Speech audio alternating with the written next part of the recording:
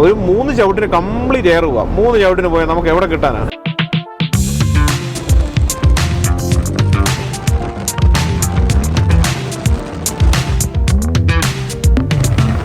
എന്തായാലും ആ ട്രിപ്പോട് കൂടി വണ്ടി കൊടുത്ത് സംഭവം ഒഴിവായി.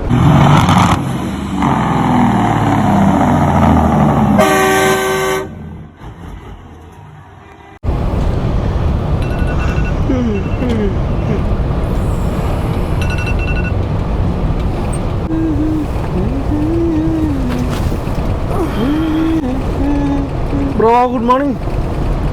Good morning. നിങ്ങൾക്ക് ഗുഡ് മോർണിംഗ് ആണ്. എൻ്റെ അമ്മേ, ഈ സാധനം എല്ലാം കൂടെ ഒന്ന് ഇറക്കി വെച്ച് കഴിഞ്ഞാൽ ഒന്ന് സമാധാനമാകുള്ളൂ. മൊത്തത്തിൽ ഒന്ന് ഇറക്കി വണ്ടി മുഴുവൻ ഒന്ന് ക്ലീൻ ചെയ്യണം അല്ലേ? എല്ലായിടത്തും പൊടിയാ, എല്ലായിടത്തും പൊടിയാ. എവിടെയെങ്കിലൊക്കെ തൊടുമ്പോ പൊടി ഫീൽ ചെയ്യുന്നു. മൊത്തത്തിൽ നമുക്കൊന്ന് ക്ലീൻ ചെയ്യണം. ഇപ്പം നമ്മൾ തൊടാനേ പോയിട്ട് കാര്യമില്ല. ആ, നാളെ രാവിലെ ഇതെല്ലാം ഇറങ്ങുമല്ലോ എന്നതാണ് നമ്മുടെ ശുഭപ്രതീക്ഷ. അല്ല എന്തായാലും ഇറക്കി നമ്മൾ ട്രെയിലറിൽ കയറ്റും. അത് വേറെ കാര്യം. പിന്നെ എങ്ങനെ ഉണ്ടായിരുന്നു ഓട്ടോക്കെ? കുഴപ്പമില്ലായിരുന്നു, കൺസ്ട്രക്ഷൻ ഒക്കെ ഉണ്ടായിരുന്നു. എന്നാലും മഴ വല്ലതും ഉണ്ടായിരുന്നു? മഴയില്ലായിരുന്നു. നല്ല രാത്രിയെ നല്ല രാത്രിയിൽ ഭയങ്കര മഴയായിരുന്നു. നല്ല മഴയായിരുന്നു അല്ലേ? ആ, വണ്ടിയിൽ ക്ലീൻ ആയിട്ടുണ്ട്. വണ്ടിയിൽ ആ പൊടിയെല്ലാം ഒന്ന് ഒതുങ്ങിയിട്ടുണ്ട്. ഉറക്കം എങ്ങനെ ഉണ്ടായിരുന്നു? ഉറക്കം കുഴപ്പമില്ലായിരുന്നു, അടിപൊളിയായിട്ട്. ഈ കർട്ടൻ ഇടാത്തോണ്ട് പകല് വെളിച്ചവും കൂടെ വരുന്നോണ്ട്. നമ്മുടെ ഈറ്റി ഒക്കെ ഓക്കെ അല്ലേ? നമ്മളെപ്പോ എത്തും? ഈറ്റി ഒക്കെ ഗുരുദേവ് വിളിച്ചായിരുന്നു. നമ്മളൊരു 2 മണിക്കും 3 മണിക്കും ഇടയ്ക്കുള്ള ശുഭമുഹൂർത്തത്തിൽ അവിടെ എത്തിച്ചേരുന്നെന്ന് പറഞ്ഞിട്ടുണ്ട്. അതാ ഈറ്റിയെ നമ്മളെന്തായാലും എത്തും. ടൈമുണ്ട്. കോസ്കോ ആയോണ്ടായിരിക്കും അവരൊന്നുകൂടെ വിളിച്ചു ചോദിച്ചതേ. സ്ട്രിക്റ്റ് അപ്പോയിന്റ്മെന്റ് അല്ലേ? കഴിഞ്ഞ ദിവസവും ഈ പറഞ്ഞ പോലെ ഡാലസിൽ പോയിട്ട് കോസ്കോയുടെ അപ്പോയിന്റ്മെന്റ് മിസ്സായിട്ട് അവർക്ക് ഏകദേശം 5 ദിവസത്തോളം ലേബർ കിടക്കണ്ടാവുന്നതാണ്. അതാണ് പ്രശ്നമേ. അവർക്കും തലവേദന, നമ്മളും അവിടെ കിടക്കേണ്ടി വരും. ഇതാ ഈ കോസ്കോയുടെ ആയതുകൊണ്ട് ഇവർക്ക് നമുക്ക് വേറെ ഒരു സ്റ്റോറേജിൽ പോലും എടുത്തു വെക്കാൻ പറ്റത്തില്ലല്ലോ. അത് വേറൊരു പ്രശ്നമാണ്. സീല് കറണ്ട് അനക്കാൻ പറ്റില്ലല്ലോ. എന്തായാലും എണീറ്റ് വന്നതെന്നുള്ള യൂത്തയുടെ കിടിലം വിഷ്വൽസ് ആയിട്ടാണല്ലോ. അടിപൊളിയാ അല്ല, ഈ ഒരു ഏരിയ നല്ല കിടിലാണ്.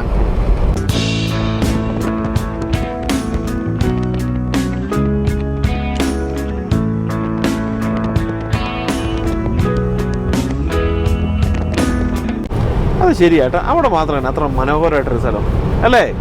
അതാണ് പാർക്ക് സിറ്റി. ആ ഭാഗത്താണ് പാർക്ക് സിറ്റി എന്ന് പറയുന്നത്. അവിടെ പോലെ മറ്റേ നമ്മളാ വലിയ കയറ്റം കയറൂലേ യൂത്തയുടെ, ആ കയറ്റത്തിന്റെ ഇപ്പുറം വരെയുള്ള സ്ഥലമാണ് പാർക്ക് സിറ്റി. കയറ്റം കഴിഞ്ഞാൽ പിന്നെ സോൾട്ട് ലേക്ക് സിറ്റി തുടങ്ങി. അവിടെ ഒരു മിനി സ്വർഗമായിട്ട്. എന്റെ പൊന്നെ, സ്വർഗം എന്ന് പറഞ്ഞാൽ സ്വർഗം. ഓ, അത് ഈ സ്പ്രിങ് തുടങ്ങാൻ നേരത്തുണ്ടല്ലോ, ഈ വിന്റർ കഴിഞ്ഞിട്ട് ചെറിയ നല്ല ലൈറ്റ് പച്ചപ്പ് വരുന്നത് അവിടെ. എനിക്ക് തോന്നുന്നു നല്ല പാവപ്പെട്ട താമസിക്കുന്നെന്ന് തോന്നുന്നു. അങ്ങനെ വലിയൊരു പാവപ്പെട്ടവരൊന്നുമല്ല. പാർക്ക് സിറ്റി ഭയങ്കര ഹൈ കോസ്റ്റ് ആണ്. ആണോ? പിന്നെ അവിടെ വലിയ വീടുകളും അങ്ങനെയൊന്നും കാണാനില്ലല്ലോ. ആ ഫാംസും കുതിരകളും ഒക്കെ മെയിൻറ്റെയിൻ ചെയ്യുന്നതല്ലേ. വമ്പൻ ടീംസിന്റെ ആയിരിക്കും അതിൽ വേണേലും. അല്ലാതെ നമുക്ക് പാവങ്ങളെ പോലെ ജീവിക്കുന്ന സാധാരണ നമ്മളെ പോലെ. അതെ അതെ. ഇവിടെ ഒരു 10 കിലോമീറ്റർ റെസ്റ്റ് ഏരിയ വരുന്നുണ്ടേ. ആ റെസ്റ്റ് ഏരിയ കേറുവാണെങ്കിൽ നല്ല അടിപൊളി അവിടുത്തെ വിഷ്വൽസ്. സൂപ്പർ അല്ലേ? എന്റെ മുകളിലൊരു കാളവണ്ടി ഒക്കെ സൂപ്പർ. അത് അങ്ങോട്ട് പോകുമ്പോ ഇപ്പൊ സമയമില്ല. നമ്മള് ചിലപ്പോ അപ്പോയിന്റ്മെന്റ് ഇല്ലാന്നുണ്ടെങ്കിൽ ഒന്ന് കേറായിരുന്നു. തിരിച്ചു വരുമ്പോ പകലാണെന്നുണ്ടെ നിർത്തി നമുക്ക് അവിടെയൊക്കെ ഒന്ന് കേറാം അല്ലേ? അതൊരു സെറ്റപ്പ് അല്ലേ? അതെ, ആ കാളവണ്ടിയിലൊക്കെ കയറി ഇരിക്കുകയൊക്കെ ചെയ്യാം. ഇത് ഞങ്ങളുണ്ടല്ലോ ബ്രോ, ഈ ഇറക്കം ഇറങ്ങി വരുമ്പോ, ഈ സോൾട്ട് ലേക്ക് സിറ്റി ഇറക്കി വരുമ്പോ ഞാനും റോബിനും വരുമ്പോ ഇതിന്റെ എയർ നിൽക്കുന്നില്ല. എയർ നിൽക്കുന്ന എയർ ലോസ് ഓൾറെഡി നമുക്ക് എയർ ലോസ് അറിയാം. അപ്പം ഞാനീ പറയുന്നത് ഞാൻ ഓടിച്ച 2 കമ്പനി ഉള്ളല്ലോ കേട്ടോ. ഇതിന്റെ ഇടയ്ക്കൊരു നമ്മളൊരു സ്ഥലത്ത് പോയതാ. ആൽപൈനും അല്ല എൽഎസും അല്ല, വേറൊരു വണ്ടി. കാരണം ഒത്തിരി പഴക്കമുള്ള വണ്ടിയായിരുന്നു. ഞങ്ങൾ ഇടയ്ക്കൊരു ഇതിൽ പോയതാ.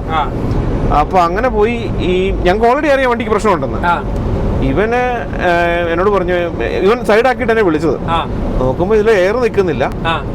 ഒരു 3 ചവിട്ടിന് കംപ്ലീറ്റ് എയർ പോവാം. 3 ചവിട്ടിന് പോയാൽ നമുക്ക് എവിടെ കിട്ടാനാണ്? അല്ല, ഇത് എവിടുന്ന എയർ ലോസ്? ചേംബറിൽ നിന്ന്. ഓക്കെ, ഏത് ട്രെയിലറിന്റെ? ട്രക്കിന്റെ നമുക്കത് ശരിക്കും കാണാം ഇതില്.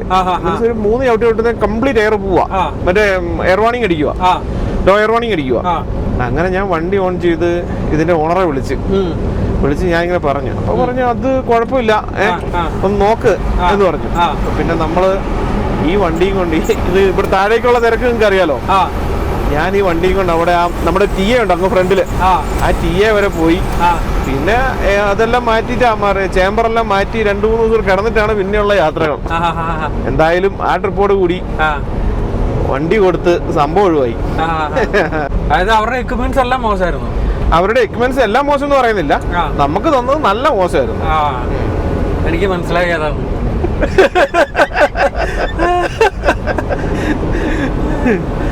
ഈ കഥ നിങ്ങൾ പറഞ്ഞിട്ടുള്ളത്. അപ്പൊ എന്റെ സോൾട്ട് ലേക്ക് സിറ്റിയുടെ കയറ്റം കയറുന്നതിന് മുമ്പ് ഒരു ബ്രേക്ക് ചെക്ക് ഏരിയ ഉണ്ട്. അവിടെ നിർത്തി ഞങ്ങൾ പ്രീ ട്രിപ്പ് ഇടുമായിരുന്നു. വേറെ ഒന്നുമല്ല, നമുക്ക് അടുത്ത ലൗസിലേക്ക് കുറച്ചുകൂടെ ദൂരം ഉണ്ട് കേട്ടോ. ഏകദേശം 100 കിലോമീറ്റർ കൂടെ ഉണ്ട്. പുറത്ത് നിന്ന് കഥ പറഞ്ഞ് സമയം പോയതറിഞ്ഞില്ല. പോറായോ?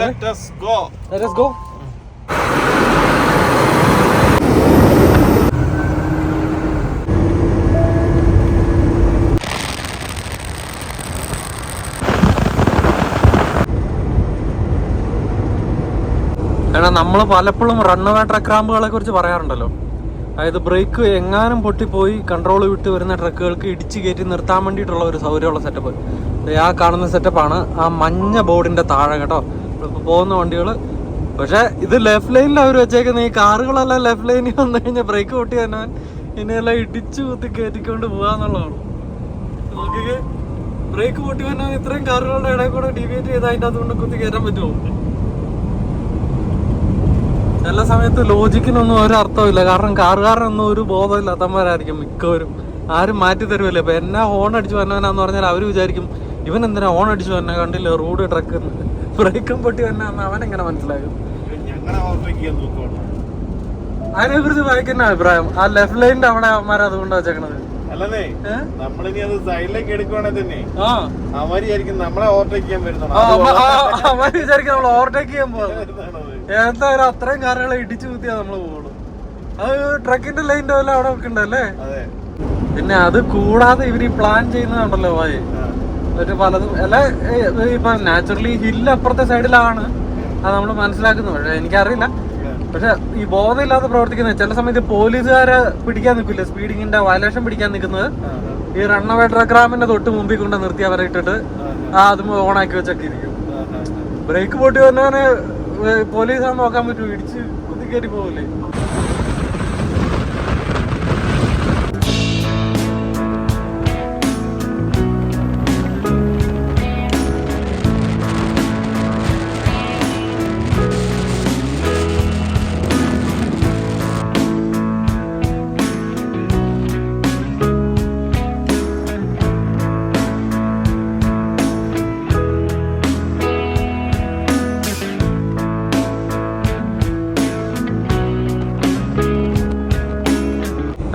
അപ്പൊ നമ്മൾ ഇത്രയും നേരം വന്നുകൊണ്ടിരുന്ന ഇന്റർസ്റ്റേറ്റ് 80 എന്ന റൂട്ടിൽ നിന്ന് മാറി ഇന്റർസ്റ്റേറ്റ് 215 നമ്മൾ കയറി കേട്ടോ.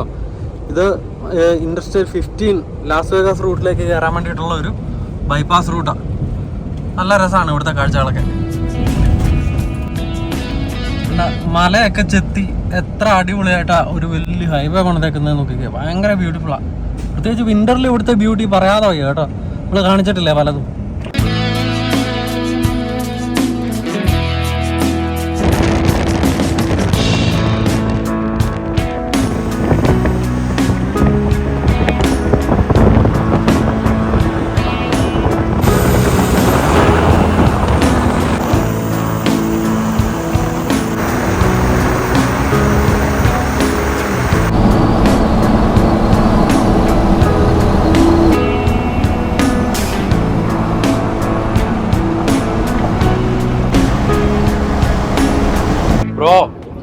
ബ്രോ നിങ്ങളുടെയും റോബിന്റെ മറ്റേ ബ്രേക്കിന്റെ കാര്യം പറഞ്ഞല്ലേ സോൾട്ട് ലേക്ക് സിറ്റി.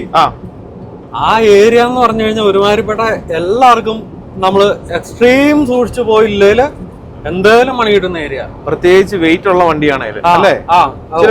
അതായത് വെയിറ്റ് അഫക്ട് ചെയ്യാം, ഹീറ്റ് അഫക്ട് ചെയ്യാം. ഇപ്പൊ ചൂടുള്ള സമയത്താണ് ഹീറ്റ്, തണുപ്പുള്ള സമയത്താണെങ്കിൽ പറഞ്ഞ പോലെ ബ്ലാക്ക് ഐസ്, എന്ത് വേണേലും. ഈ പറഞ്ഞ പോലെ ഒരു പ്രാവശ്യം ഞാനും അർജുനും കൂടെ വരുമ്പോഴത്തേക്കും അന്ന് അർജുൻ ഭായ ഓടിക്കുന്നത് രാത്രിയിലാണ്. അട്ടപ്പുറം രാത്രി ആയതുകൊണ്ട് രക്ഷപ്പെടും. അന്ന് ഞങ്ങക്ക് ഒരു പഴയ ഫ്രൈറ്റ് ലൈനറാണ്. ആ ഫ്രൈ ലൈനറിന് ഒരു ഇഷ്യൂ ഉണ്ടായിരുന്നു. അതായത് ഈ വണ്ടി കയറ്റം കയറുമ്പോഴത്തേക്ക് എക്സ്ട്രീം ഹീറ്റ് ആവും. അപ്പൊ നമുക്ക് ഹീറ്റ് ആവണില്ലേ, ആ ഹീറ്റിന്റെ ഇഷ്യൂന് കാരണം എന്നാന്ന് വെച്ച് കഴിഞ്ഞാൽ അത് ആ സമയത്ത് കണ്ടുപിടിച്ചിട്ടില്ല കേട്ടോ. നമ്മൾ 3-4 വർക്ക്ഷോപ്പുകളിൽ പോയിട്ട് ഇത് കണ്ടുപിടിക്കുന്നില്ല. എന്നാ പ്രശ്നം ആർക്കും മനസ്സിലാവുന്നില്ല, കാരണം എല്ലാം ഓക്കെയാ. പക്ഷെ ശരിക്കും അതിന്റെ പ്രശ്നം എന്നായിരുന്നെന്ന് വെച്ച് കഴിഞ്ഞാൽ ഈ ഒരു ഇത്ര ഹീറ്റ് ആകുമ്പോഴത്തേക്കും നമ്മുടെ എഞ്ചിൻ ഫാൻ ഓട്ടോമാറ്റിക്കലി ഓൺ ആവണ്ടേ. നമുക്ക് മാനുവൽ സ്വിച്ച് ഇല്ല എഞ്ചിൻ ഫാനിന്.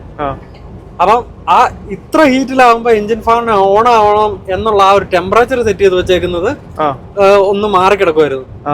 ആ ടെമ്പറേച്ചർ കുറച്ചുകൂടെ താഴെ അത് എഞ്ചിൻ ഫാൻ ഓൺ ആവണമായിരുന്നു. എഞ്ചിൻ ഫാൻ ഓൺ ആവുന്നില്ല. എഞ്ചിൻ ഫാൻ ഓൺ ആവുന്നുണ്ട്, പക്ഷെ അത് ആവേണ്ട സമയത്ത് ആവുന്നില്ല. അപ്പൊ ഓൾറെഡി എഞ്ചിൻ ഫാൻ ഓൺ ആകുമ്പോഴത്തേക്ക് അത് ഹീറ്റ് ആയിരിക്കും. അപ്പൊ അതുകൊണ്ട് തന്നെ ഈ കയറ്റം കയറുമ്പോഴും ഇറക്കം ഇറങ്ങുമ്പോഴും എന്നാണെന്ന് വെച്ചാൽ ഈ ഫ്രൈ ലൈനറിന് പെട്ടെന്ന് വാണിംഗ് ഒന്ന് വണ്ടി സ്വിച്ച് ഓഫ് ആയി പോകും. ശരിയല്ലേ? അതായത് സേഫ്റ്റിക്ക് വേണ്ടിട്ട് വണ്ടി ടേണിംഗ് ഓഫ് എന്ന് പറഞ്ഞിട്ട് നമുക്ക് വാണിംഗ് വന്ന് വണ്ടി ഓട്ടോമാറ്റിക്കലി ഓഫ് ആയി പോകും.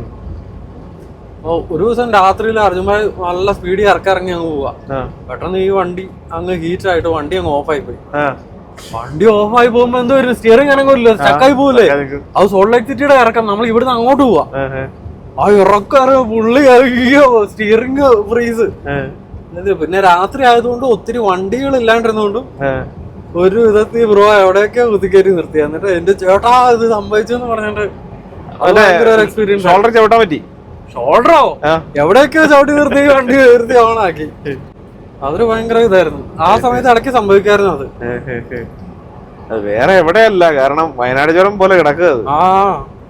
അതേസമയം പകലാണെങ്കിൽ ഇത്രയും വണ്ടികളുണ്ടെങ്കിൽ പെട്ടു. ഭയങ്കര റഷ് അല്ലേ? ഭയങ്കര റഷായിരുന്നു.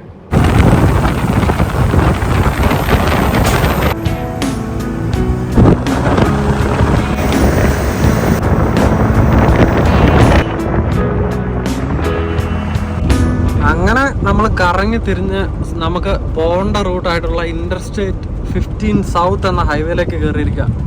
ഇതാണ് all the way to California.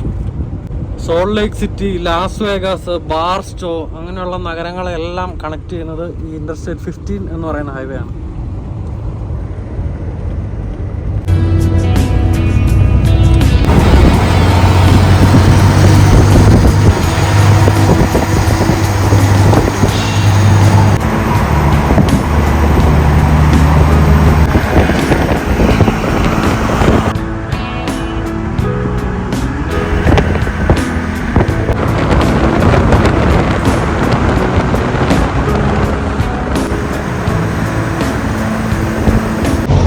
നമ്മൾ യൂത്തയിലെ സ്പ്രിംഗ് വില്ല എന്ന് പറയുന്ന ഒരു സ്ഥലത്താണ്. ഇവിടുത്തെ ലൗസ് ഒരു കിടുക്കൻ ലൗസാണ്. ഇവിടുന്ന് ഒരു ഷവർ എടുത്തിട്ട് നമുക്ക് വണ്ടി ഓടിക്കാൻ തുടങ്ങാം.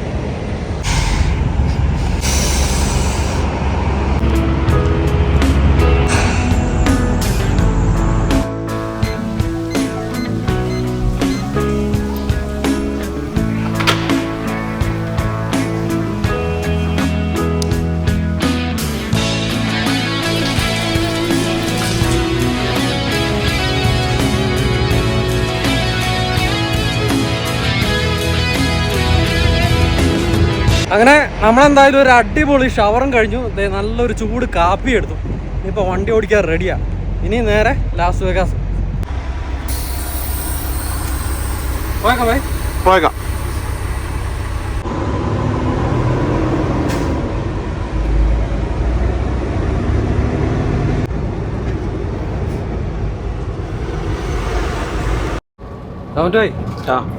നമ്മുടെ ഫ്യൂലിംഗ് ലൊക്കേഷനിലേക്ക് നമുക്ക് 100 കിലോമീറ്റർ കൂടെ ഉണ്ട്.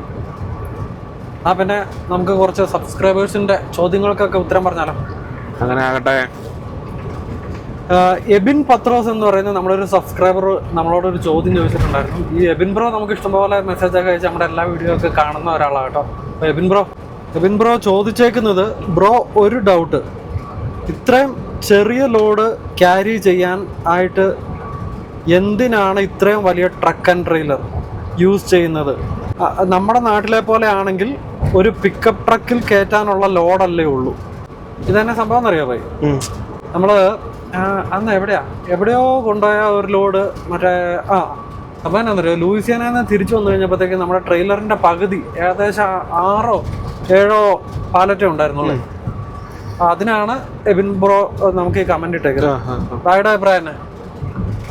അത് കമ്പനിക്ക് കിട്ടുന്ന പോലെയാണ്. കാരണം നമ്മൾ അങ്ങോട്ട് പോയ ട്രിപ്പാണ്, തിരിച്ചിങ്ങോട്ട് ലോഡ് കിട്ടുക എന്നുള്ളതാണ് പ്രധാനം. അല്ല, അത് എന്തുകൊണ്ടായിരിക്കും ആ വെയർഹൗസുകാർ അല്ലെങ്കിൽ അവര് ഇന്ന പോലെ ഇത്രയും വലിയ ട്രക്ക് ഹയർ ചെയ്ത് അത് വിടാനുള്ള ഒരു, അവർക്ക് ഈ പറഞ്ഞ പോലെ ചെറിയൊരു ഇത് വിട്ടാ പോരെ? അങ്ങനെ ചോദിച്ചു കഴിഞ്ഞാൽ ആ റേറ്റേ ഉണ്ടാവുള്ളൂ ഒരു വിഷയം. എനിക്ക് പറയാനുള്ളത് എന്നാന്ന് വെച്ച് കഴിഞ്ഞാൽ, ഇവിടെ പ്രത്യേകിച്ച് ഇവിടെ നോർത്ത് അമേരിക്കയിൽ എന്നൊക്കെ പറഞ്ഞാൽ നിങ്ങൾക്ക് അറിയാമല്ലോ, ഇവിടെ ഇത് എന്ന് പറഞ്ഞാൽ ഇപ്പം നമ്മുടെ നാട്ടിലെന്ന് പറഞ്ഞാൽ അവൈലബിലിറ്റി ഓഫ് ലേബർ ഭയങ്കര ഹൈ ആണ്. അപ്പം സപ്ലൈ അത്രയും ഉള്ളതുകൊണ്ട് തന്നെ അതുകൊണ്ടാണ് മെയിൻലി ഡ്രൈവേഴ്സിന് അത്ര ഡിമാൻഡ് ഇല്ലാത്തതും. കാരണം ഈ ഇവിടെ കിട്ടുന്ന ഇത്രയും കംഫർട്ടൊന്നും കൊടുത്തില്ലെങ്കിലും വണ്ടി ഓടിക്കാനും ഈ പറയുന്ന പോലെ നന്നായിട്ട് മെയിൻറ്റെയിൻ ചെയ്യാത്ത പൊട്ടിപ്പൊളിഞ്ഞ വണ്ടിയാണേലും ഓടിക്കാൻ വേണ്ടിയിട്ട് ഇഷ്ടംപോലെ ആൾക്കാരുണ്ട്. അപ്പം അതിന് മാത്രം ജോലി ഇല്ലാത്ത ആൾക്കാരും അല്ലെങ്കിൽ ഏത് സാഹചര്യത്തിലും എത്ര വില കുറഞ്ഞ് കിട്ടിയാലും എങ്ങനെയെങ്കിലും ഓടിക്കാൻ വേണ്ടിയിട്ട് അവർക്ക് ആൾക്കാർ കിട്ടുന്ന ഒരു രാജ്യമല്ലേ. പക്ഷെ ഇവിടെ നോർത്ത് അമേരിക്ക എന്നൊക്കെ പറഞ്ഞു കഴിഞ്ഞാൽ ഈ പറയുന്ന പോലെ നിങ്ങൾക്ക് അറിയാം, നമ്മുടെ നാട്ടിൽ നിന്ന് യൂറോപ്പിലേക്കൊക്കെ ആൾക്കാർ ഡ്രൈവർ ജോലിക്ക് വരെ കയറി പോകുന്നുണ്ട്, ഗൾഫിലേക്ക്, യൂറോപ്പിലേക്ക്. പക്ഷെ നോർത്ത് അമേരിക്കയിലേക്ക് എന്തുകൊണ്ടാണ് അങ്ങനെ കയറി വരാൻ പറ്റാത്തത്? കാരണം ഇവിടെ സ്കിൽഡ് ഇമിഗ്രേഷനേ ഉള്ളൂ. അല്ല, ഇവിടെ ഉള്ളവരെല്ലാം മറ്റെന്തെങ്കിലും ജോലിയും കൂടെ ചെയ്യാൻ സ്കിൽഡ് ആയിട്ടുള്ള ആൾക്കാരാണ്. അപ്പം അതുകൊണ്ട് തന്നെ ഡ്രൈവേഴ്സിന് ആവശ്യമായിട്ടുള്ള കംഫർട്ടും കാര്യങ്ങളും ഒക്കെ കൊടുത്തില്ല എന്നുണ്ടെങ്കിൽ ആരും ആ പണിക്ക് പോവുകയില്ല. ഇപ്പം ഏറ്റവും ഉദാഹരണം പറഞ്ഞു കഴിഞ്ഞാൽ, ഇപ്പം നമ്മുടെ നാട്ടിൽ നിന്ന് ബേസിക്കലി ഇപ്പോൾ എറണാകുളത്ത് നിന്ന് ബാംഗ്ലൂർ വരെ ഇപ്പം ഒരു രാത്രി കൊണ്ട് പോയിട്ട് വന്നൂടെ? ഒരു രാത്രി പോവാം വൺ സൈഡ്. പക്ഷേ അത് ഒരു പിക്കപ്പിലൊക്കെ കയറ്റി വിടാവുന്ന ലോഡേ ഉണ്ടാവുള്ളൂ. പക്ഷേ ഇവിടെ എന്ന് പറഞ്ഞാൽ ആരും അത് പോവില്ല. അതായത് ഓരോ മണിക്കൂറിനും ഒരു ബേസിക് സാലറി അയാൾ എക്സ്പെക്ട് ചെയ്യുന്നുണ്ടാവും. അത് അല്ലെങ്കിൽ അയാൾ പോയി കഴിയുമ്പോൾ അയാൾക്ക് റെസ്റ്റ് എടുക്കാൻ പ്രോപ്പറായിട്ടുള്ള റെസ്റ്റിംഗ് ഉള്ള ഒരു സെറ്റപ്പ്. ഇപ്പം പിക്കപ്പിനൊക്കെ കയറ്റി വിട്ട് കഴിഞ്ഞാൽ അവരെവിടെ കിടന്ന് ഉറങ്ങും. അവരുടെ ഫുഡ് എന്നും പറഞ്ഞ് അങ്ങനെ പിക്കപ്പിന് കയറ്റി വിടാത്ത ലോഡുകളില്ല. അങ്ങനെ പിക്കപ്പിന് കയറ്റി വിടുന്ന ലോഡുകളെ അവർ തന്നെയാണെന്നറിയോ, അവർക്ക് ഹോട്ടലിൽ റൂം എടുത്ത് കൊടുക്കണം രാത്രി കിടക്കാൻ വേണ്ടിയിട്ട്. അതും നമ്മുടെ നാട്ടിലെ പോലെ ലോഡ്ജൊന്നുമല്ല, നല്ല പ്രോപ്പറായിട്ടുള്ള ഒരു മിനിമം 2 സ്റ്റാർ അല്ലെ 3 സ്റ്റാർ ഹോട്ടലിൽ റൂം കിട്ടിയാലേ വണ്ടി ഓടിക്കാൻ ആളെ കിട്ടുള്ളൂ. അപ്പം ഒരു കാരണം ഡ്രൈവേഴ്സിന് അവരുദ്ദേശിക്കുന്ന ലക്ഷറിയും കംഫർട്ടും ഉള്ള ഇതുപോലത്തെ വലിയ വലിയ ട്രക്കുകളില്ലെങ്കിൽ വണ്ടി ഓടിക്കാൻ ആളെ കിട്ടിയല്ല. രണ്ടാമത്തെ കാര്യം, ഇവിടെയൊക്കെ പോകുന്ന നമ്മൾ ഇമാതിരി ലോഡുകളുണ്ടല്ലോ, ഇതെല്ലാം ഭയങ്കര സെൻസിറ്റീവ് ആയിട്ടുള്ള ലോഡുകളാണ്. പ്രോപ്പറായിട്ട് ഡാമേജ് ഒന്നും പറ്റാതെ അതേ രീതിയിൽ നിങ്ങൾ കണ്ടിട്ടില്ലേ, ഓരോ ലോഡുകളുടെ ഇടയിൽ ഈവൻ മറ്റേ എയർ വെച്ച് ഫില്ല് ചെയ്തിട്ട് യാതൊരുവിധ ഡാമേജും പറ്റാത്ത, അതായത് ഒരു കാർഡ്ബോർഡ് ബോക്സിൻ്റെ ഒരറ്റം ചുളുങ്ങാൻ പോലും പറ്റാത്ത രീതിയിലുള്ള സെൻസിറ്റീവ് ലോഡുകൾ. പിന്നെ അതുകൂടാതെ മറ്റേ CT പാറ്റിൻ്റെ പ്രശ്നങ്ങളുണ്ട്. ഇപ്പം ഇവിടെയുള്ള ലോഡുകളൊക്കെ മിക്കതും ചൈനയിൽ നിന്നോ മറ്റേതെങ്കിലും വിദേശ രാജ്യങ്ങളിൽ നിന്നൊക്കെ വരുന്നതാണെങ്കിൽ ക്രോസ് ബോർഡർ പോകേണ്ട ലോഡുകളാണ്. ഇപ്പം നമ്മുടെ ലോഡുകളെല്ലാം ക്രോസ് ബോർഡർ പോകേണ്ട ലോഡുകളല്ലേ. കാരണം നമുക്ക് കാനഡ ബോർഡർ ക്രോസ് ചെയ്യേണ്ട ഇൻ്റർനാഷണൽ ബോർഡർ അല്ലേ. അതിന് വേണ്ടിയിട്ട് CT പാറ്റ് എന്ന് പറയുന്ന ഒരു സെഗ്മെൻ്റ് ഉണ്ട്. അതിൽ ക്വാളിഫൈ ആയിട്ടുള്ള വെയർഹൗസുകൾക്ക് മാത്രമേ ഈ ലോഡുകൾ കയറ്റാനും, അല്ലെ അതിൽ ക്വാളിഫൈഡ് ആയിട്ടുള്ള ട്രക്കിംഗ് കമ്പനികൾക്ക് മാത്രമേ ഇമാതിരി ലോഡുകൾ കടത്താനും പറ്റുള്ളൂ. അതിന് വേണ്ടിയിട്ട് ചില റെഗുലേഷൻസ് ഉണ്ട്. അതുകൊണ്ടൊക്കെയാണ് ഈ പറയുന്ന ലോഡുകൾ കടത്താൻ വേണ്ടിയിട്ട് നമ്മുടെ ഇമാതിരി ഈ ഘടകങ്ങളൊക്കെ പാലിക്കുന്ന കമ്പനികളുടെ വലിയ വലിയ ട്രക്കുകളും ട്രെയിലറുകളും ഇവർ ലോഡിന് വേണ്ടിയിട്ട് ഉപയോഗിക്കുന്നത്. എന്താ പറയുന്നത് പോയി, സെക്യൂർ ആയിട്ട് ലോഡ് വരാനും. അപ്പം മറ്റെന്തിനേക്കാളും CT പാറ്റ് നിങ്ങൾക്ക് അറിയാമല്ലോ, നോർത്ത് അമേരിക്കയാണ് ഇഷ്ടംപോലെ ഇല്ലീഗൽ ഇമിഗ്രൻസും അല്ലെങ്കിൽ മറ്റു പലതിനെ ഇപ്പം ടെററിസത്തിൻ്റെ കാര്യങ്ങളിലൊക്കെ ആണെങ്കിലും അമ്മാതിരി കൺട്രോൾ പാലിക്കുന്ന ഘടകമാണ് CT പാറ്റ് എന്ന് പറഞ്ഞാൽ. ടെററിസത്തിന് അഗൻസ്റ്റുള്ള ഓർക്കുന്നുണ്ടോ CT പാറ്റ്? എന്നാ? Customs trade partnership against terrorism. അത് തന്നെ, അതായത് customs trade partnership against terrorism, അതാണ് CT പാറ്റ്. അപ്പോൾ നമ്മൾ ഓരോ ലോഡ് എടുക്കാൻ നേരത്ത് നമ്മൾ CT പാറ്റിൻ്റെ ഫോം ഫില്ല് ചെയ്യണം. CT പാറ്റിൻ്റെ റെഗുലേഷൻ്റെ ഭാഗമായിട്ട് ഈ ഇൻ്റർനാഷണൽ ലോഡുകൾ കയറ്റിവിടുന്ന കമ്പനി വെയർഹൗസുകളുണ്ടല്ലോ, അവരുടെ എല്ലാം അവരുടെ ആ ഒരു ഏരിയ പ്രോപ്പർലി ഗേറ്റഡ് ആയിരിക്കണം, സെക്യൂരിറ്റി ഉണ്ടായിരിക്കണം, ഇന്ന രീതിയിലൊക്കെ സ്റ്റാൻഡേർഡ്സ് ഉണ്ടായിരിക്കണം. അതുപോലെ തന്നെ നമ്മൾ ആ ഡ്രൈവേഴ്സ് നമ്മുടെ ട്രക്കിൻ്റെ ഇന്ന പോയിന്റുകളൊക്കെ ഉണ്ട്, ആ പോയിന്റുകളെല്ലാം ചെക്ക് ചെയ്യണം.